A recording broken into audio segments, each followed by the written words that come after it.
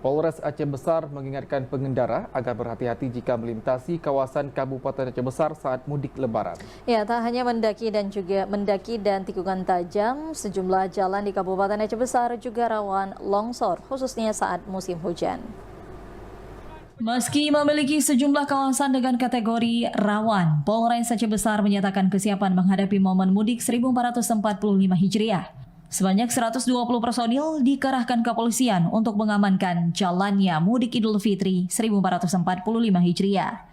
Selain 120 personil yang terdiri dari kepolisian dan unsur terkait, sejumlah fasilitas kendaraan juga disiapkan menghadapi momen mudik kali ini. Langkah ini guna memastikan momen mudik tahun ini dapat dijalankan warga dengan aman dan nyaman.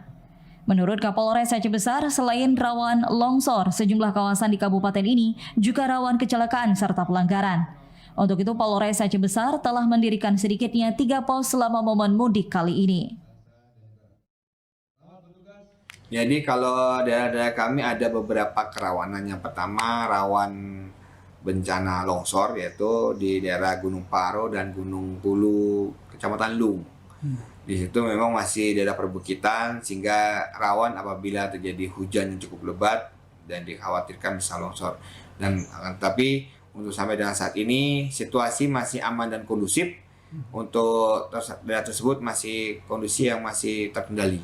Kemudian rawan macet di daerah Sare, di Lembah Selawah dan juga Sibreh, Simpang Anu Galung, Kecamatan Sukamakmur.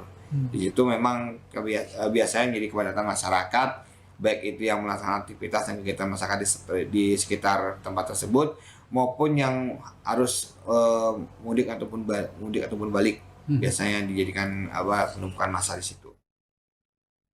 Selain pos pengamanan yang berada di Kecamatan Lunga dan Lembah Selawah, Polres Aceh Besar juga mendirikan 1 pos pelayanan.